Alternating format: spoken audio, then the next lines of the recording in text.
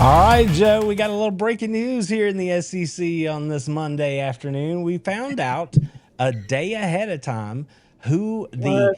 annual opponents are going to be here in the SEC pods. Now, again, I want to go ahead and address a couple things here. I want you to keep in mind as we go through this discussion tonight, we're not talking about rivalry games, okay? It's not your three top rivals. That's not what this is. And we need to keep in mind that whatever we see on this schedule reveal, this pod reveal, it's going to be reassessed every 4 years moving forward. Joe, I shot you the images this afternoon so you could get a little look at them when the news broke. Before we really get into it, man, what do you think? Are you excited to take a look at this? Because I was pretty excited, honestly, once we got into it. Yeah, well, I'm excited to see it. I'm excited to see that I was right in the fact that Auburn, Florida, and South Carolina are Georgia's rivalry. So I'm always excited anytime I'm right, Randy. That's always a plus. Yeah, There's a couple on there that I'm like, but all in all, I mean, it looks pretty good. It looks pretty good. I'll vent a little bit later, but all in all, I think it looks pretty good out of the gate. And these are not set in stone forever, so that's right. That's right. All right. Well, let's go ahead and get into it then. The big news in the SEC is now we know the annual opponents, and all of this is going to officially be announced tomorrow night on the big broadcast over on ESPN, I believe it is, or SEC Network's going to have it for sure. And then they're just going to fill in all the holes, right? So, first off, Joe, this is like, have you ever tried to do a bracket of any kind for anything? Like build a bracket? If you have, Oh then yeah. you fully understand what a pain in the behind it can be, you know, to put this all together. So Chris Lowe is who we should credit with breaking this news ahead of the big reveal tomorrow night. And the thing about what Chris has done is he said he did it over a series of months. And there's some of these that make perfect sense, right? Like Alabama, Tennessee, they're going to play. Alabama, Auburn are going to play. Georgia, Auburn, Georgia, Florida, right? So you do that, you go down the schedule, you could get 50, maybe 55, 60% of the thing done that way.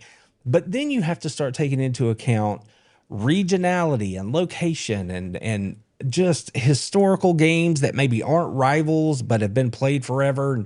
And that fills in the rest of it. And then that just leaves you with a little bit at the end where you kind of have to just plug teams in where you can. So I guess I'm Yeah. just saying I respect the effort. And this is not a like 6 month process. They've actually been working on this in some form or fashion since around 2019, trying to get it to where everybody played a more balanced kind of schedule. So all in all, I'm with you. I'm pretty happy with the way it all went down from jump, and obviously, each team is going to have their own viewpoints about. Yeah, we got shafted, or yeah, we got it easy. Is there anything like immediately that just jumps off of the common opponents here or the annual opponents here as you know you see it right now before we really get into it? Well, the one that I wrote down as I was looking at this is going to hover around one that is to me it involves a couple of teams that I'm like one of them I have a favor for, one of them I have a great disdain for, and the other one I still just am I don't allow them to be a part of my SEC mind yet. And really, that's Oklahoma, that's Missouri, and Kentucky. I think I would like to see those three teams. Like you look at Missouri up here, they got Arkansas, Texas A&M, and OU. Right. And I would much rather see, OU, Kentucky, and Missouri together there. And that's really kind of where I started going. I don't know if you looking at it geographically and looking at in my mind what would be better games. That's the one that I would like to see more is Oklahoma, Missouri, and Kentucky, and I don't see them paired up. So Yeah. Well, like I said, it's a situation where some of them make perfect sense, but then you've got a relatively new ad to the conference in Missouri, and like, how do you figure that in? What I'm happy we don't see is the continuation of like the Governor's Cup, which was the forced rivalry that they tried to make between Missouri and South Carolina because they're both in a city named Columbia. You know what I mean?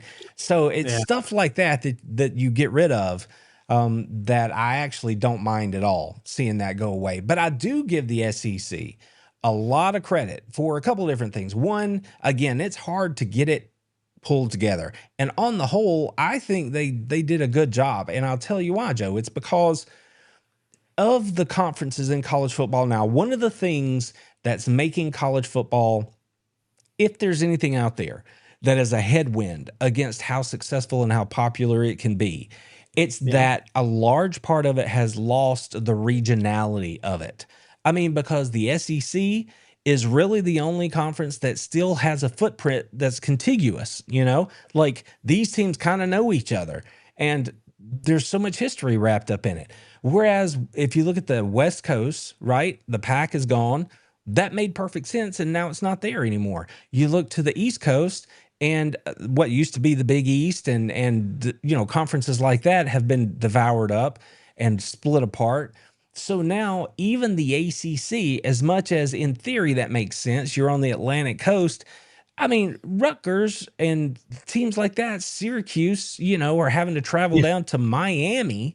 Like, I don't, that doesn't really work. It breaks up some of the heat of it, if you ask me. And the SEC has managed, especially with this new move, to strengthen these historical rivalries, right? So if I look at Georgia, I see Florida, which has to be there. I see Auburn, which in my mind has to be there. And then we can debate the third team, and we have, and we will. We'll mention that a little bit later. But those two make absolute sense, right? And like I pointed out to you, Texas should never change. I know these things are going to be evaluated every 4 years, but Texas should absolutely play Texas A&M every year. They should play Oklahoma every year. And then Arkansas, Texas, man, Arkansas hates them some Texas. And they don't hate anybody the way they hate Texas. They got to play. They tried to force the golden boot, between LSU and Arkansas. And it was some good games in there. But even that one never could generate the kind of neighborly angst that Texas and Arkansas can. So I think that in a lot of ways, they hit the nail on the head by keeping everything in-house, saving these traditional rivals. And Joe, I think there are a few spots on here where we might get some new, really good games because nothing builds rivalry like familiarity.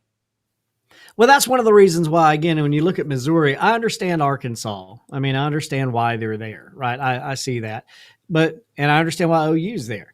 But I don't understand why they put Texas A&M there. See, that's why, to me, it makes more sense if you had OU and you had Kentucky there against Missouri. It just makes sense to me. I think that when you look at this, the level of talent and the level of success that those two programs have had, I think Kentucky and Missouri just makes sense more than it does to put Texas A&M in that spot. So, that's really the first thing that I looked at when I started looking at the schedule going, why isn't Kentucky? Of course you got Florida, you got Tennessee and South Carolina. Okay. Well, who do you get rid of out of that trio? South Carolina. I mean, why would South Carolina and Kentucky be together there? Why not put, well, that's one of those, that's one of those historical rivalries, right? Like that's one of those that has just been played for a lot of years. That would be the reason there, I think, behind that one. Well, I'm sure it probably is. Just like my conversation around South Carolina and Georgia when we were talking about this couple, weeks ago. Yeah. I mean, I get it. It makes sense. But if you want to create the rivalry, that we're talking about, and Mizzou needs to continue to create those rivalries in the SEC, I just think it makes more sense, to put somebody like Kentucky and Missouri there together and let that be a natural border war that they can all get it behind, and give them a more level playing field when it comes to opportunity to create a I'm going to use the word standardized rivalry, where it's not dominated one way or the other, but where you actually can swap punches, every time and every other year or so. I just think that makes sense. I mean, I don't know. That's really, if I'm going to cherry pick, that's what I'm doing is cherry picking. Yeah. That's one that I would cherry pick an issue with. So. Yeah, and I mean, if you look at Arkansas as an example, they get Texas, which is what they want, and they still Oh hold yeah, on to LSU, right? yeah, Like they still get to have the Golden Boot game. So then they just get Missouri tossed in there, so to speak. But I'm sorry, Arkansas has, look at that. Missouri is a team that's probably going to win 9 or 10 games this year. LSU is a perennial big league team in the SEC, and Texas wants to be that. Like Arkansas, if anybody got the shaft here, it's Arkansas. Like that's a rough road. That's a rough road to hoe. If just moving forward, I think that one could be difficult. But if you flip it around, you look at LSU, for example. I mean, they have Ole Miss, which is a good game between LSU and Ole Miss every year. A&M seems to make perfect sense right there. That yeah. works for me. And then they still get the Golden Boot game with Arkansas. So, again, on the whole, I feel pretty good about what they were able to do here. There are some though that we should recognize aren't going to happen moving forward, right? So if you look at Alabama, the Alabama LSU game was a rivalry that was born out of the divisions. So from Yeah. 1992, they played every season, right? Because they were in the West. That game became a big game because those two teams became good programs at the same time. But if you're Alabama, you don't want Tennessee, your rival Auburn, and LSU every year. That would be nutso. Like, I don't care how good your program has been. That is a tough series of games. So another one, I think we mentioned, I mentioned it earlier, and now I may not be able to recall it here. But you look at a game like Florida and Tennessee, right? Another one born out of divisions that everybody says you got to play that game. I'm going to miss that game. But look at what you're going to get every year. Like sneakily, Florida's going to have Georgia, which is what they have to have. Florida and Kentucky is another one of those games that's been played over an extended period of time, right? So that's a good game. And now Kentucky is catching footing in that series a little bit. So that really could develop into, one of those that you're like, that's a good, like low key game every year. And then whether you realize it or not, South Carolina is the closest school to Jacksonville. Not Jacksonville, to Gainesville in Florida Yeah. for the Gators. So if you're looking at the distance and the familiarity and all that kind of stuff, that one makes a whole lot of sense. Is there one here, Joe, that you're like, I'm really going to miss that game? Because like I said, I'm not going to miss Missouri and South Carolina. I'm just No, not. That's not a no. game I'm worried about. No, I don't think there's one that I'm really gonna miss on there that I can think of right off the top of my head. Anyway, as we prep for this show, I'm not sure that there's one that just leaps off the page at me. Some people might be sitting on the other side of their monitor or phone right now, going, "Well, what about Kentucky and Georgia?" Because Yeah. that was one that people had a Yeah. debate about. Yeah. And yeah, I mean, because hey, I'm a big a fan as going to Kentucky as I am anywhere else. Okay, Yeah. I Yeah. don't mind that trip. It's fun. It makes for a good time.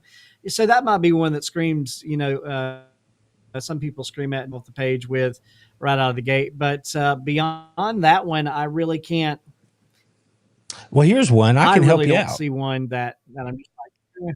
I can help you All out a right, little what you bit thinking? with one that we hadn't mentioned yet. And I want to say what's up to everybody in the chat. I know this was a late ad. This is kind of impromptu breaking news. Joe was good enough to jump on here with me tonight and let's walk through this. But our good buddies from Way Off Sides are here. I'm going to be chatting with them a little bit later this week What's about the up? Georgia Alabama game. He says he's going to miss Florida LSU. Now that's one, Joe, that neither of us have mentioned yet, and that's a good game. Yep. Remember the last big thing that happened in that game was the shoe throw. You remember? Who throws a shoe? Honestly, really? Honestly, yeah. Yeah. So It's that's been what all happened. downhill since that voodoo happened, man. It Yeah. did, but that's a weird game, man. Two good programs always fought hard. That's going to be one that I will miss seeing. But there's so many more that I'm going to enjoy. I think that's the Yeah. thing too. Is I'm excited about what can be, and maybe it's just my optimistic personality, right? Like I'm looking ahead, going, oh, this could be really cool. Like I'm looking at Alabama and Mississippi State. That makes sense, right? Like it's Mhm. their neighbors. It makes sense. But what about Alabama Ole Miss, right? that has been a lot of fun the last few years, but it's not going to be an annual game.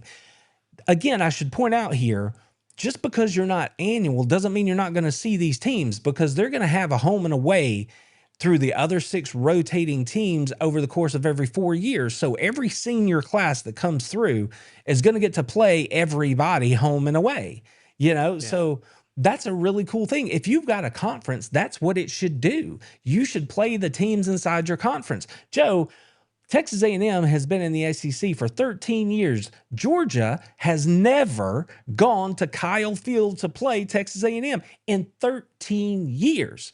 So that is why something like this is a good thing, And again, they're going to roll through. We're going to get these games. It's just not going to be every year. So remind me of this too, and it's just maybe a hair not off topic, but maybe on the other side of the line a little bit. Does this apply only to football?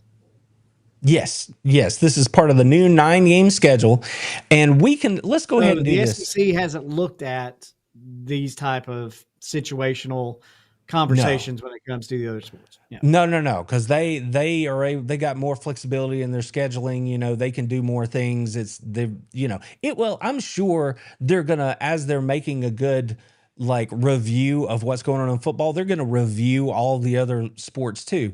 But this is the moneymaker. This is the driver. We're going to the 9-game schedule, and they had to make it work. Let's look at what the SEC said about this, Joe. You get the 9-game slate, so you get the 3 annual rivals and then 6 rotating through. So that means you're going to get to play everybody in a span of 4 years, home and away. So if you are a football recruit out there and you're like, well, there's the Big Ten, which is literally coast to coast and makes no sense to me. And by the way, the quality of play up there, top to bottom, is no comparison to what you get in the SEC. And I get to go to every venue if I stay at one school for 4 years. Sign me up, man, and pick your school. It doesn't matter. You could go play at Mississippi State, Georgia, whatever, and you're going to get to travel the conference. So I think that's great. And then it says more matchups. Every SEC team plays every SEC team at least once every 2 years, home and away in 4 years. So that's what I just said right there. And then the one that I think matters down here in the South is you are protecting these rivalries, right? The Iron Bowl, the Red River Shootout, the Egg Bowl, the Deep South's oldest rivalry, and they didn't put it on here, but I'm going to say it, the world's largest outdoor cocktail party, baby. You got to play them every year. And not only do they preserve the ones that were already existing, if we just real quick, I'm going to bounce back over here. If you look, Joe, we've got new and historical rivalries that are now going to be reborn and kindled, right? So like Arkansas and Texas are going to play every year. I am so excited for that. I love that. And I love it for Tennessee and Vanderbilt that they absolutely get to play every year, because I wasn't sure that was going to happen.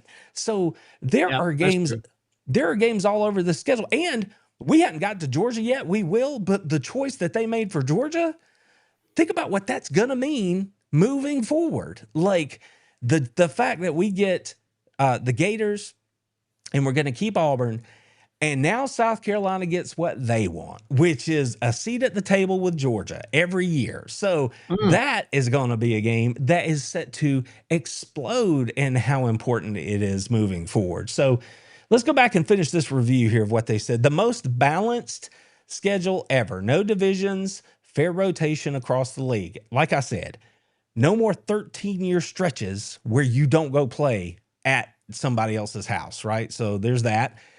And CFP ready. Stronger schedules, top to bottom, boost your positioning as we move into this new playoff world, whether it's 12, 14, 16, whatever it is, moving forward. Because not only are you going to have the games that are just created through these matchups here in the SEC, but keep in mind, all of these teams also have to schedule at least one Power 4 opponent every year in addition to this, right? Which is awesome and hard. I mean, because if you've got games, there are certain games, like Georgia's in one of these, you have Oklahoma and Texas that are in these games where you have a neutral site game, so you lose a home game. So how is that going to balance out as you rotate in these other 6 through your home schedule to make sure that you have a good home schedule every year too, So there's a whole lot of shifting that has to happen here. And like I said, this is a huge undertaking for the conference, but I think it's really good. I might could find something to throw a rock at, but on the whole, I think it's really good for the conference and the strength of the conference moving forward. Yeah, well, all those things you said are intrinsically true and have value. But the thing that I like most about it is just the opportunity for those kids that are playing football in the SEC to have the ability to play in all the venues. And I think that is good on many levels, because you talk about the ability to recruit and to get student athletes to all of these schools. And I just think that that's a benefit all the way around. And that's one of the reasons why I was, kind of contemplating or asking the question about the other secondary sports to football when it comes to revenue, because I think that matters, especially when you look at sports like, I don't know, gymnastics. You look at sports like, I don't know, baseball. Baseball, those things. Yeah, those things are big deals. And I think that that's kind of cool to consider that in the secondary level. But I love what's happening in our chat, by the way. I'm just looking over there and enjoying that. And Carol and Tim and everybody, Enrique, having a ton of fun over there in the chat. The Run-In Wrestling Pod, the Power 4 rule balances. Okay. All right. Just make sure. Yeah, that's my guy, Big Mike. Mike, he's right there on the Team Herb and Raj. He's part of the group over there that pull those shows together. And he has his own channel here. If you dig some professional wrestling, Mike and his show over there covered that in a whole lot of fun ways. So if you're not familiar, go check it out, because they'll talk to you about some Rock and Roll Express, Joe. You want to relive some Rock and Roll? Oh yeah. Big Mike will do it with you now. That's a good time over there. I like that show. It's fun. I try to catch it whenever I can. All right, so again, man, top to bottom, I'm kind of geeked about it, honestly. I'm not even gonna lie. And I just wonder, I know there are things that are gonna happen here that we're not thinking about yet. But to your point, I was a recruit. If I were a recruit, that whole thing about getting to go to every stadium, that's an adult bucket list kind of thing that you would get to do as a player. And that would matter to me. Like, not so much, how they're like recruits, they're like, I want to stay home. Are you going to get me to the league? All that. This is the kind of thing that if I were a recruit would matter to me. Like, I want to go see these things because I love the history of the conference, all of that. Even an 18-year-old me would have been like, yeah, I want to go do that. And between knowing that you're going to get to go do that, and you throw in, NIL and the parity that the portal is creating, literally this league, if this goes in the very best way that we could imagine, you're going to have players spread all over this league, and the parity is going to become even greater. I mean, you're still going to have those teams that are able to edge out front for whatever reason, but I just think it adds to the competitiveness of this league top to bottom. I agree. And I'll tell you this too. I've been having some conversations over the past, really 24 hours. I was on my way home from Atlanta last night and had to stop and pick up some fuel for the family. We stopped to get a bite to eat, and had a guy stop me in line there, and he was asking. He said, "Hey, did you watch that Falcons game, today?" And I was like, "No." I was on the road for number 1 and 2. It was the Falcons.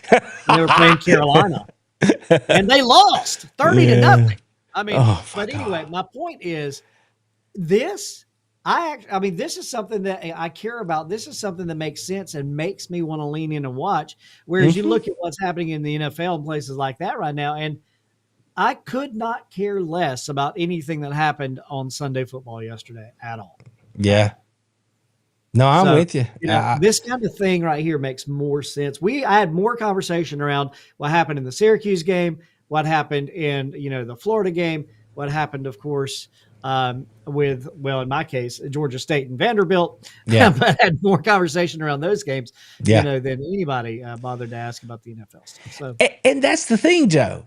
Clark Lee is building a good program up there at Nashville. And when you start getting the extra money that's going to come in from the new television deals, which are going to be born out of this new system, this 9-game pattern, and you add in the portal, and you add in the proximity of these regional games and the tradition and rivalries of all, and you're going to get to go to every stadium.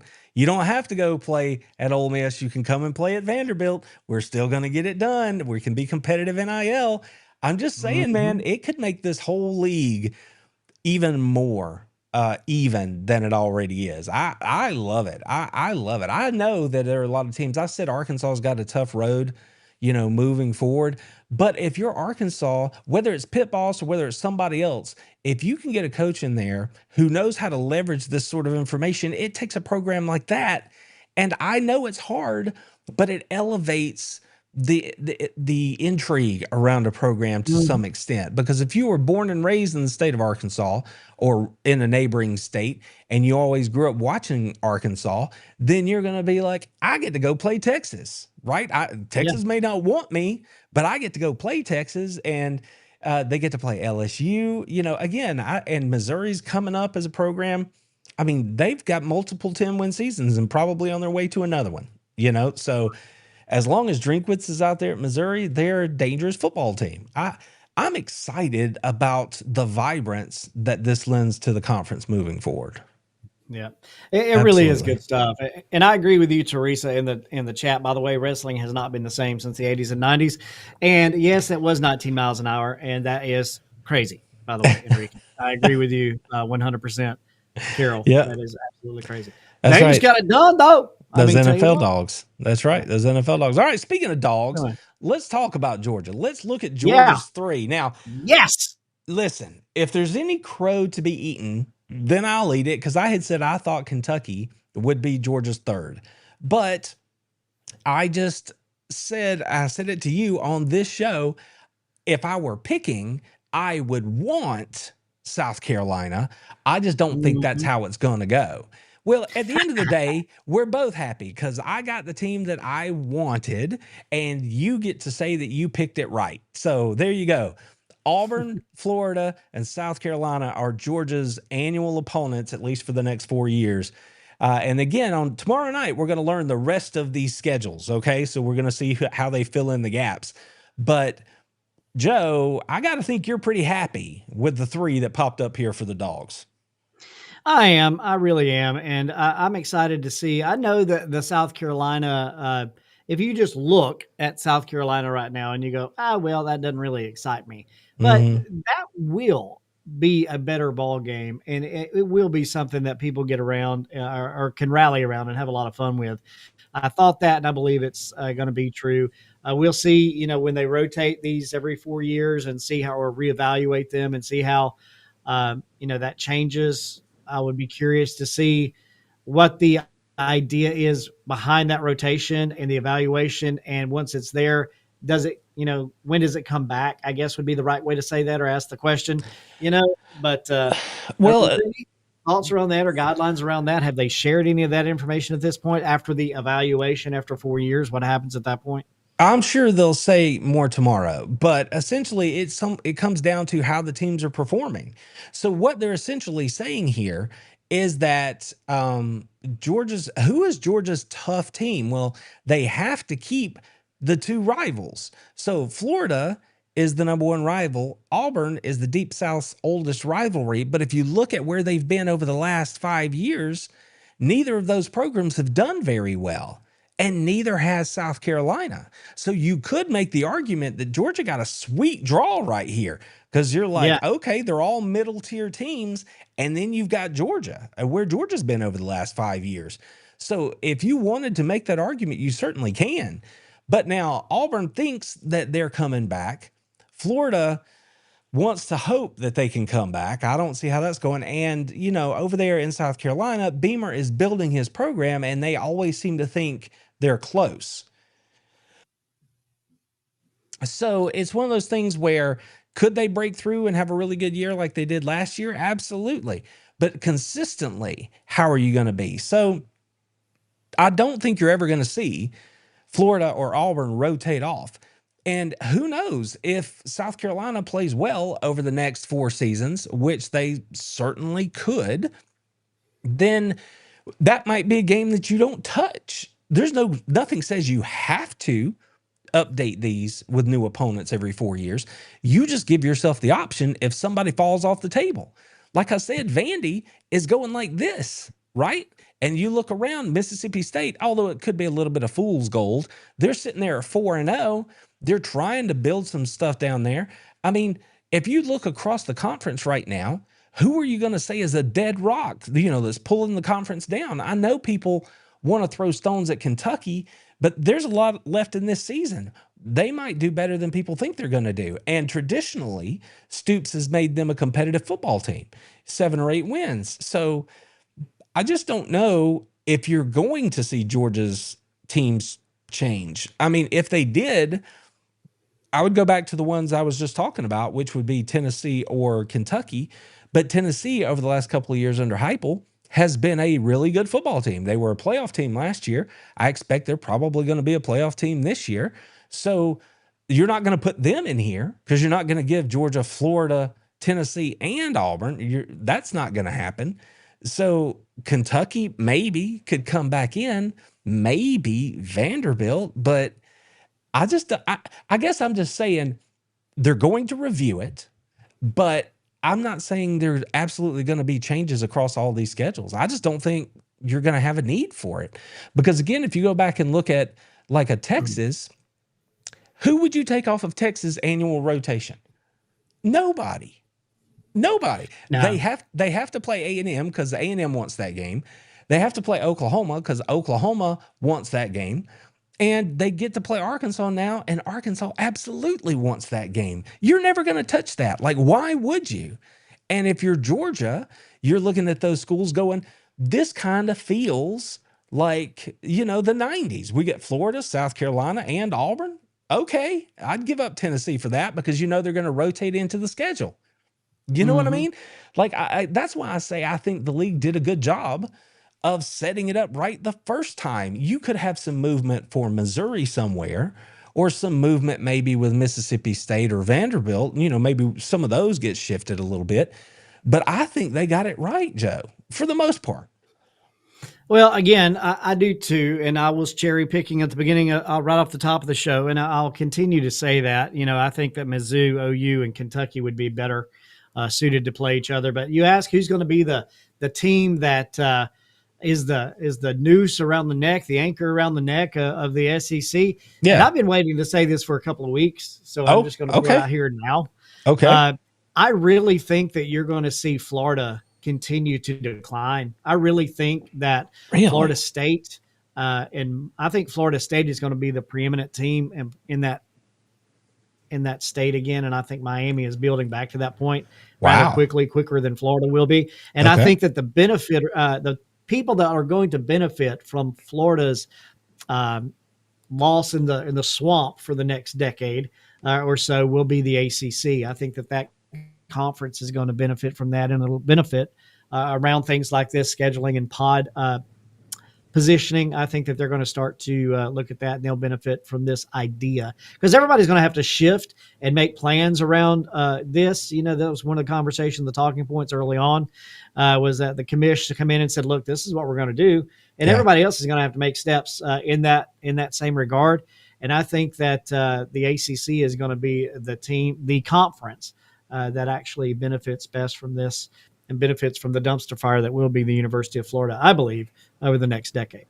Well, I would take this opportunity to remind everybody that what happened under Steve Spurrier and for a blink of an eye under Urban Meyer at Florida is the exception. Not the norm. That's right. It is the exception to who Florida has been over the course of their existence. They have been a middling to low-level team inside the conference outside of those two head coaches in their stints at the university. So that's just one of those things that I think people who were just born and raised in the 90s and that's all they know are still having a hard time getting over. I hear the Florida people talking right now about how Florida deserves better. The standard is higher. I'm like, you are a young person. I know you are because of the way you're talking, and that's fine. You know what you know, and that's fine. But, everybody's pushing to be better. But I'm just saying, Georgia owns the series record, for a reason. Like that, Florida they've just never been that consistently. So there are a lot of teams, and we haven't even really talked about like Ole Miss.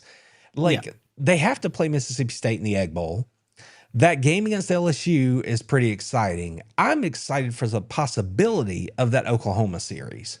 Like, they're close. When I think of them, like, it's easy for me to put them on the same shelf, about like, okay, you two should be about even and just go fight it out. And like, we could have some really fun games come out of that series. Is there another one, Joe, maybe that you're looking at and you're kind of excited about going into the future that has nothing to do with Georgia or anything like that, but just one that you're like, that one could turn out to be pretty good? Well, I don't think it's anything that's going to be shocking, the revelations that I'm going to lay out for you here, but I just think it's something that makes sense and will make me enjoy watching these games. And if that's when you look just a little north at Tennessee and you see that Vanderbilt Tennessee game that'll be there, you look at the fact that they will have Kentucky that will be on their pod. I really like the looks of that. And of course, you talk about my friends over there at Texas A&M. I thought you were going to get there. Yeah, with LSU and of course Texas. And again, the Mizzou thing to me it just feels weird still, just like it does when I was talking about Mizzou a while ago. I think there could be a better fit than Mizzou right there. But I mean, I just think it feels weird. Who do you put? But I just think it feels weird because Missouri I think everybody's still having a hard time putting them in the Southeastern Conference. Like, I get that they're on the edge, but that feels real Midwest. You know what I mean? It doesn't really feel Southern. I think that's as much the issue with Missouri as anything else. But yeah, like I would really like to see Mississippi State and Texas A&M if you want to know the truth of it. I mean, that's the pairing that I would put together there, because that's kind of I don't know why, but to me that seems like it would be a fun rivalry game. So but who would Mississippi State lose then? Who would you take away from them? I mean, because A&M, I know traditionally they're kind of a middle team, but they have hopes that they're going to be upper tier. So would you take away Alabama? Because that's clearly Mississippi State's big boy team. Or would you take away Vanderbilt, and replace Vanderbilt with A&M? That doesn't seem fair. So it's got to be Ole Miss. It's got to be Ole Miss that you take away, but Mississippi State you and can't Ole Miss, do that. You'll separate that. You can't, no, right? right. So you really can't do that. So I mean, you would de facto it'd have to be Vanderbilt that you take out of there if you wanted to do it. Yeah, but I don't know. Vanderbilt could be a predominant or a preeminent team in the making. They could be a program that's building to a new tier, if you want to say it that way, in the SEC. But I would like to see, like, Mississippi State and Texas A&M, to me, are similar programs. Yeah, they are similar in their pageantry and their the way that they like to do it, if you want to say it that way with air quotes. And the Kyle Field, the experience, and the 12th man, and all that stuff. And what you get at Mississippi State is different, but it is a different passion. And those two things, I think, are just different passions that marry well. So I would like to see those things played to the fullest of their potential, I guess you could say.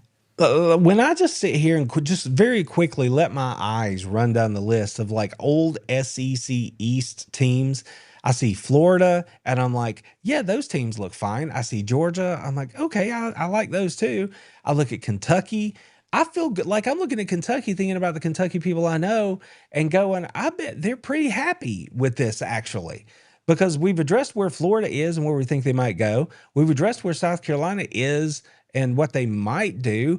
I mean, in Tennessee, obviously, is a college football playoff team, so that would be your tough team. And Kentucky playing Tennessee makes perfect sense, right? The whiskey game is what I always called it. I think maybe they used to play for a beer barrel or something.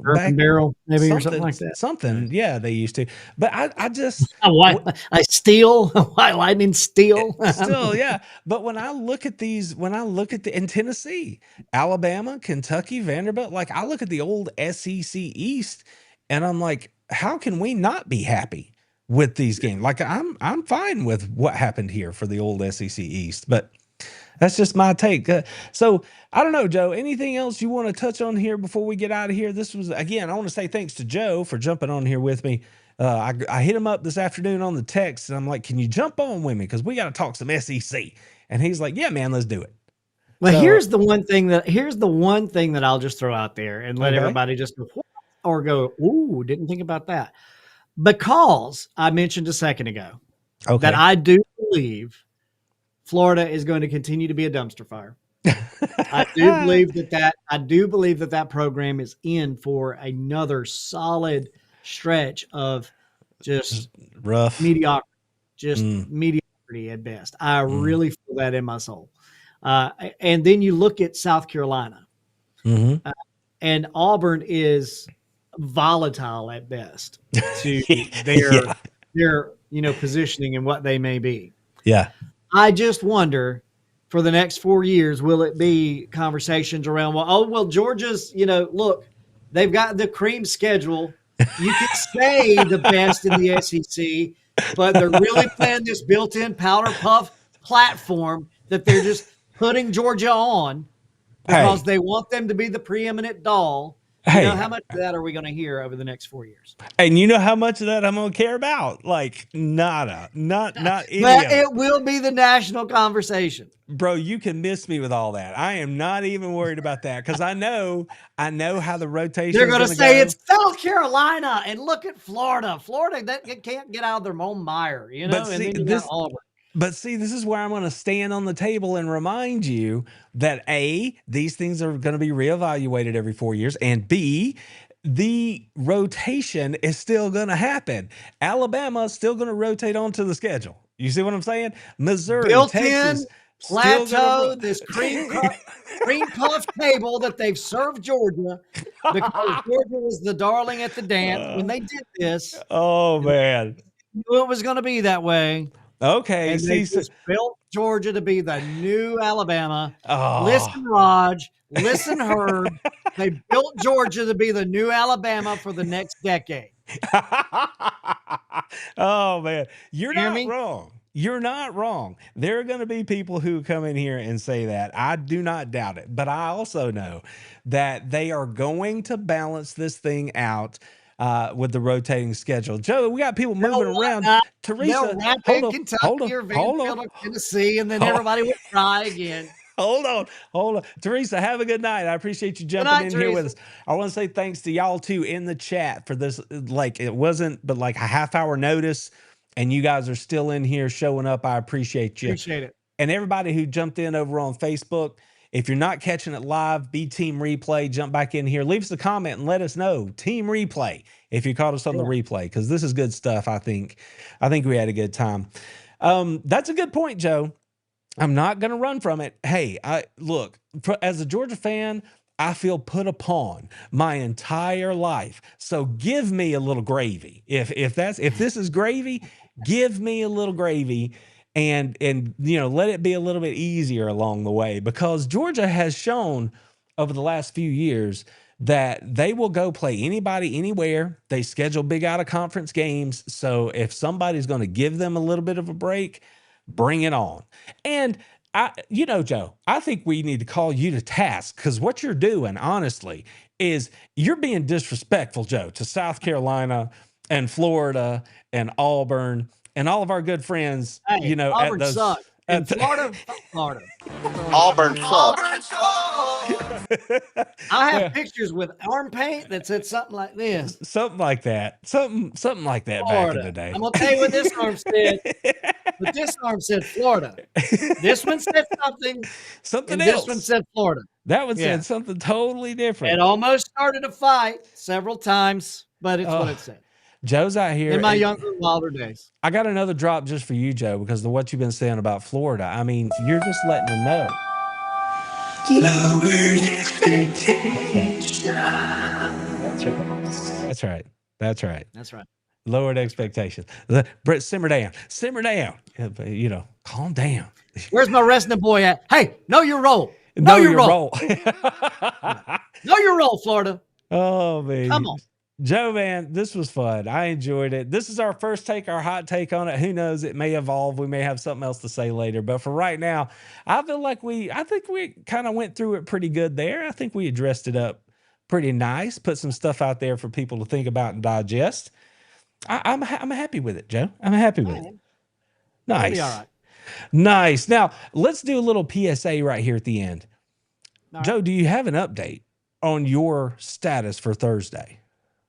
No, I don't. Been texting, and I've had some other Okay. folks. We got the touchdown club that happens up there in Macon every Yeah. week, and I've had some of my other broadcast members. We're up at the touchdown club meeting in Macon today, and Mm-hmm. we're communicating with the coach and the people there in Bibb County. And I haven't had the official ruling handed back yet as to whether or not the visitors will be allowed to come to Bibb County and broadcast Thursday night football for us. Thursday night football. Thursday For night high football. school. Yeah, because all the Bibb County schools share fields and they rotate, and it's Thursday for us this time. So could be in Macon. Don't know. So, friends, what we're getting at here is the schedule as we've known it this season might have to change. We might not be able to show up here on Thursday because of Joe's football responsibilities. As soon as he knows, I'm going to know. But right now, just know that it's in flux. So that could have to move until Friday. We might have to move the game to Friday. So just watch this space. I'll try to keep everybody in the loop. Herb and Rod's jumping in here with us. Oh, somebody tell Herb and Raj what I said. Go get him. Fashionably late, but that's fine. We're happy you boys made it in. Happy you're here, guys. That's Good to see you. Good stuff. Essentially, we've spent the last 45 minutes just echoing Kirby Smart. So how about them dogs? That's what I told them. That's what we said. And we also messed around and let everybody know. Auburn Club. And we said that Florida should lower their expectations. Lowered expectations. And we had a good time over here on this impromptu show, this impromptu SEC Powers Hour. And I think we touched on a lot of good stuff. So if you didn't see most of it, hit us up on Team Replay. Yeah. Oh, Herb and Rod, you want to go? You want to talk? You want to talk? Oh man, this is good stuff, man. We have had a good time tonight, guys. Before we turn tail and run, do you guys have anything that's popped up to you? Do you have any questions, thoughts, anything like that we can throw on the screen? Because clearly we got a few more minutes here before the top of the hour. If there's something you want to point out that we didn't touch on, let us know. Because I like Enrique in the chat. I hope Florida finishes 1-11. I would love to see that. That'd be hilarious to me. A man after my own heart, Joe. Every day is a great day to hate the Florida Gators. That's right. There's nothing wrong with that. Are we speaking in single words? Oh no. See, Herb and Raj, not mean, not really mean. He was just telling it like he sees it. That's all. That's all. That's all. He made a bold prediction about the game. He did do that. Now, okay, wait a minute. I see a question coming in here. And this one, Joe, I think might have some legs, because this is the kind of thing that if you had asked me this question 3 weeks ago, my answer would be different than it is right now. And it hasn't popped in here, so I can't put it on the screen yet, but I can see it over here. And Enrique was asking, when is Billy Napier getting fired? So 3 weeks ago, I would have had a different answer. I think I've evolved on the Florida situation. And what I mean is, I don't think they're going to fire him in the middle of the season. Now, I could be I could be wrong. They could zook him. They could fire him the bye week before the Georgia game, which is the kind of move that Florida likes to do, because then it's us against the world. They come out and they play Georgia hard, right? So they could zook him, but I don't think they will. I think they're just going to ride it out, and he's kind of a dead man walking, and they'll take care of it at the end of the year. Because if you're going to make a move, and a move is deserved, I mean, the Florida defense did all they could on Saturday. And that offense was terrible. Terrible. Not good. Not good. And Billy's the play caller. Terrible. Billy's play caller. He's got I'm not giving up play calling. He's got his guy running the thing. The number one player in the country. He attached at the hip. And remember, before the season, I said, if they fire him, they lose Lagway. That's going to happen. And I've got Florida fans out here now jumping in my comments saying we can't wait to see both of them get out of town. And they were literally just chanting his name 3 weeks ago. Mhm. So Mhm. the Florida situation is ugly, and I just think he's got to go. I cannot see how they keep him, but I don't think they fire him in the middle of the year. I think they wait till the end of the year because the next hire is gigantic. So Well, my if boy you know you're Bakerman Jr. just said Deion Sanders in the well, chat. yeah, well, if you know How funny would that be? if you know you're gonna do it, you better get that next one right. And so I would just spend my time the rest of this year. If you know he's done, then I would spend the rest of my time trying to figure out who the next guy's going to be and do it at the end of the year. I mean, recruiting, there is no good time, right? You do it in the middle of the year, you tank this season. You do it at the end of the year, you take a chance with your recruiting, whatever that's going to be. You got the transfer portal window coming. Guys are going to transfer out. Go ahead and make the move in December or late November. Let them get a plan. You know what I'm saying? Like, it's ugly any way you look at it. I just don't see him doing it in the middle of the year. You got any ideas? Any thoughts? Well, sorry, Brodo Baggins there. Didn't get the notification, but glad to see you in here. You can that's right, watch Brodo. the replay there, brother. We'd love to see that. Team replay, comments. Leave it in the comments. Look, I just think it's like this. With the way media is and, hot take, first take, all that stuff today, and the fact that if you try to keep it quiet and have conversations about who's going to be next, it ain't happen. It's not going to work. Right. So, either you have to come out and I was about to say, do you come out and go, look, Napier has decided this is going to be his final season. He's going to step down at the end of the season. Not we're firing him, but where he's going to step down at the end of the season. I mean, that could be the best color lipstick you could put on this pig that's down there. But I mean, that ain't even pretty, because if anything else happens, and it's going to happen, everybody's decisions are already made. Their mind's already made up. Yeah. As far as the players and transfer portal and all that stuff's concerned. And, yeah, the only conversation is who can you bring back? Who can you get in the window? Who can you keep? To me, it just seems like it makes more sense to let the news be known so that the exodus that will happen is known. And that way you can talk about who's coming in. How do you rebuild? That is the only advantage that the portal gives you. That is the only advantage that somebody coming in to coach will have to be relevant. So I don't see why it is advantageous to keep that inevitable news in your pocket until later in the season. It doesn't make good sense, in my opinion, to do that. So you're cutting bait then. That's what you're telling me. I don't think he lasts the rest of the week. That's what I told somebody. I was like, I don't think he has a job Saturday. Like, what tarmac is he on? We've been reading in the chat all day. Brother, don't pack light. You know what I'm saying? Oh, man. I was just taking a second while you were talking to kind of look through the chat there. Our boy Enrique, he grabbed, you remember that big, what was it on The Price is Right? The big wheel? The big wheel. Yeah. Enrique has walked up to the coach's carousel and just said, "Yeah, big money," and he spun the thing. And he's got Dion to Florida. And what did I just see? He was looking at. He's talking about. Here we go. He's talking about. Let me see if I can find it. I'll put it on the screen. But he was talking about South Carolina.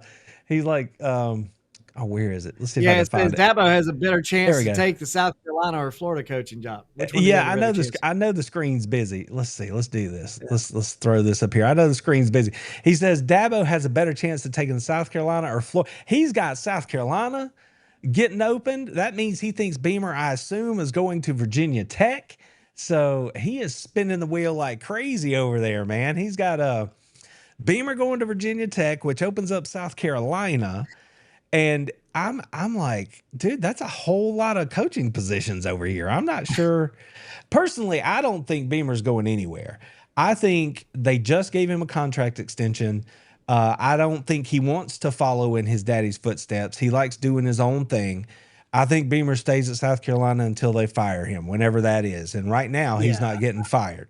So I like Beamer at the SEC. I do. Now, Bakerman Jr. is all about some Deion Sanders in the SEC. Herman Raj, what are you doing over here? Taking a class? What are you doing? No, subject. Man. That's why I'm here. Record video on this. Insert into your show. I got it. I got it. That's right. I see. They trying to clip us out, dog. They trying to clip us out and put us on blast out there on the socials. Let me tell you. I mean, the other day, I had my buoys lifted because I got a message. Okay. Herb and Raj reached out to Joe. They were like, "Hey, man, Hey, man. you want to come hang out with us? Come get on our show for a minute?" I was like, "What? This guy? Me? This guy? The little powers? The little people powers? Like, I've got an invitation to come play somewhere? Me?" And then radio silence. So, I mean, I was like, okay, I see. No, I see how see. how it is. I see it. But see now, and they're putting you on blast right now too. He was so ready to be negative. Yeah, He I didn't mean, even read the comment. That's okay. That's all right. That's all right. Enrique, I thought we were boys. Oh man. I see you, Enrique. Listen about Dion. Listen, I don't know who If wouldn't Dion want goes to Florida, boy, that'd be crazy. why? That'd be crazy. Why? It'd be weird. Why would Herb is calling me. do you think Herb and Rod answer the on phone. speakerphone. Answer the phone. It's fine. Yes. This is Hello? live. This is live. What? You don't read your texts. I do not. That's probably true. That's fine. How are Yes. you? Yes. Yeah. Say hello to You did everybody. not read your text. Well, because you're calling me out on live here that you did not read your text, and you just lied to everyone there. It's not lying if I didn't know it was there. It's just misinformation. I apologize to Herb and Raj. Your appearance was also supposed to be a surprise that you have now ruined. I have indeed ruined that. And I couldn't remember. I knew you guys had a show, and I thought about that before I opened my big fat mouth here. I really did. And then I was like, well, it's a show. It's later. But who knows, man? I'm about as organized as, my text message kind of proves it. Hey, it'll all be you forgotten. It's all forgotten. Trust me. Look, let me just let's get this for what's it? Herb and Raj Posterity. on my phone. Posterity. Herb and Posterity. Raj on my phone. Love you You're guys. You're uptown now. I still run you on my station though. People listen to Alabama podcast on WRBJ radio every Friday at 3:00. Yeah. There you go. All right, bro. We'll talk to you in the chat. He put me on blast. Then he put me on blast for real. Herb and Raj. We with you, bros. We with you. It's all good. I love you guys. If I didn't love you, I wouldn't call you out. That's all there is right. to it. That's Enrique, right. on the other hand. Oh my goodness. Yeah, man. Enrique's firing everybody. As far as Dion coming to the SEC, like I get it. You could probably recruit to Florida better than Colorado, maybe. I don't know. But you're certainly around more top tier prospects in the state of Florida. So that would be obviously a good thing. I just don't know if that's a good fit, but maybe that's exactly the fit that you need at Florida, just like Colorado needed it. And, like you got to get the fan base excited. You got to get the donors excited, all that stuff, So maybe there's something to it. But I did hear somebody say Virginia Tech is where he should go. And immediately I was like, no, that is not a good fit. Virginia Tech and Deion Sanders is not a good go. But everybody at Florida wants Lane Kiffin. Would Lane Kiffin go to Florida, Joe? Why would you do that if you're Lane Kiffin? No. Just no. Why would you do that? Bro, man. Why would you leave? That's what I'm saying. I mean, he's what is it? What's it called when you set somebody up for? He's alley-ooping folks on the sideline. He's having a good time. Look, bro. He's already done as much or more as any head coach in the history of that school.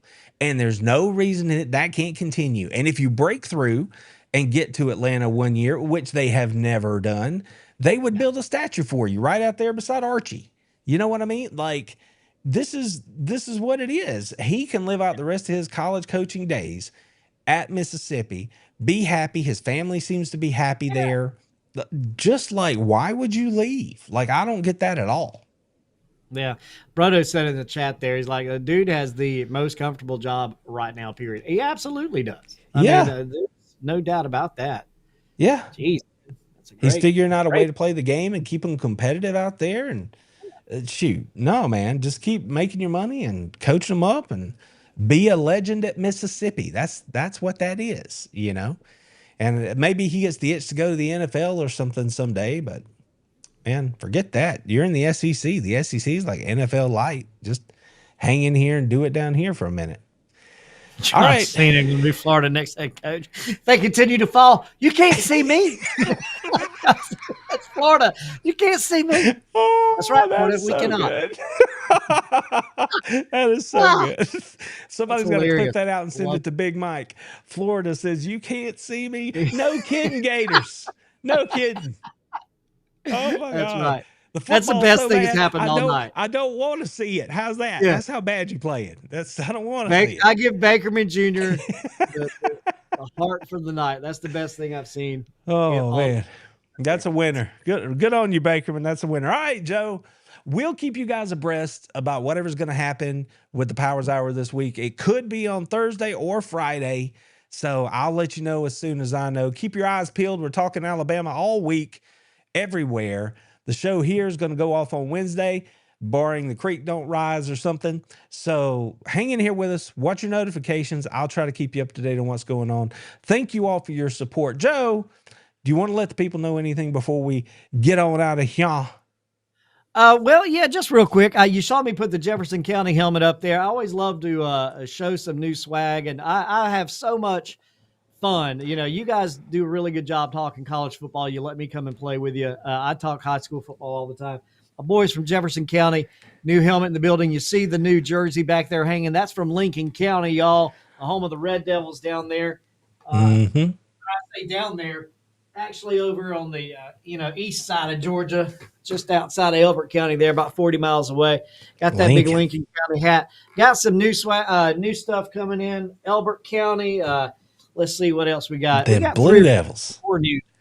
I got some Blue Devils coming in. I just love all around the state of Georgia. You're talking about going to all these SEC schools. Well, that's what I love to do with high school football.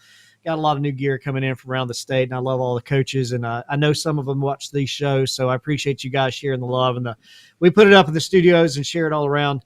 And that's why I have the Jefferson County helmet sitting right back there. Jefferson County Warriors played the Irish on homecoming Friday, and it was a lot of fun. Good game there. But no, I just want to give a shout out to all the high school fans and folks that may be watching this show. We appreciate y'all as well. And we'll see you on the radio Thursday, maybe from Macon. Game time be 7:00. If not, I'll see you here, and we'll be talking some SEC football. Joe, my man, Red Devils are in Bowden, yes, Carol, but yes, Lincolnton, Georgia. My man Brodo, Joe, says, let them know where they can find your stuff, dude. He's in Oconee County. Go Titans. So Oconee, that's North Oconee. That's North Oconee, right? Yeah.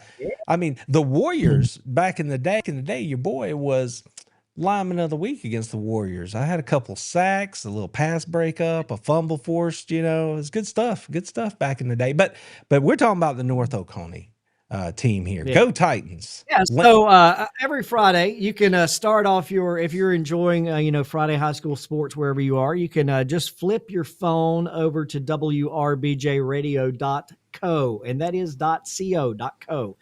wrbjradio.co. Starting about 2:30, 3 o'clock, we start with Herb and Raj there and their podcast. Then we throw it over to Larry Smith with a Sports IQ. And then we've got Dave Cohen on there with some Georgia State football. We got some Andrew Monaco with some Texas A&M on there. And then we've got our GHSA All Access, where we cover the state of Georgia and high school sports. Me and John Nelson talk a little high school football before we get into our coaches show and pregame. Right there talking about the real deal with the Dublin Fighting Irish and whoever they're taking on. But all that begins at about 2:30 or 3 o'clock. And Herb and Raj are right out of the gate. They're my leadoff man. So we get it started right there. And, of course, you got Randy's SEC podcast about them. How about the American Dogs there on the That's radio. right. That's right. And guys, listen, if y'all follow Joe on the socials, if you do any of that over there, hit him up in the DMs, because if you're going and checking out these high school football games, he's always looking for people to give feedback from around the state. So you could hit him up via text and be like, after 3 quarters, Bowden, whatever the score is, or North Oconee. I mean, we try to be as interactive as possible. So just reach out through the DMs, and if we can make it work, if Joe can make it work, he'll let you know. Oh yeah, and Brodo, that's actually you see the 100.1 FM. That is a secure FM position that I have, but I am I'm a one man show here, building out that FM tower and signal. There's a lot that goes into that, so that is just there, really A as placeholder. a placeholder. Yeah, Yeah, it will be at some point, but really the juice of it all is online. So just go to wrbjradio.co. Stream. You'll see it all right there. Just stream it wherever you're at, man. That's right. You can do it on anything. Doesn't matter. If you got a signal, you can make it happen. He's asking if it's FM or AM. It's FM, right? That would be FM, yeah, but it doesn't exist at the moment. I mean, it's just I have the rights to that frequency, but there's nothing on that frequency at this moment. All right, Herb and Rod, you're headed out the door. So good night to you and good night to everybody else. Thank you again so much for jumping on here at the last minute with us, checking out the show tonight. Joe, I feel good about what we did. Yeah? Yeah, and Carol, I have a Bowden helmet coming too, by the way. That was one of the others I forgot. I talked to Coach holy cow. the other day. Holy so cow. You're repping some Bowden up in here too for you. Holy cow. You know what that means, Joe? I know how Carol loves her team. What you're going to have to do is you are going to have to like snap a photo of that and then, let her know, hey, look what came in the mail. She'll dig that. That'll be cool. Yeah. You can share or Coach send it to me. A great guy. Maybe send me the picture. I'll post it over on the YouTube community page or whatever's going on over there. All right, everybody. Thank you so much for hanging out again. If you didn't catch the whole show, check out the replay. Put it in the comments, team replay, because every time you hit the like button or you drop me a comment in there, it gives a goose to that old algorithm. Says, hey, check it out. These guys know what they're doing. All right, y'all. Y'all have a good evening. We will see you next time. Joe, we're out of here.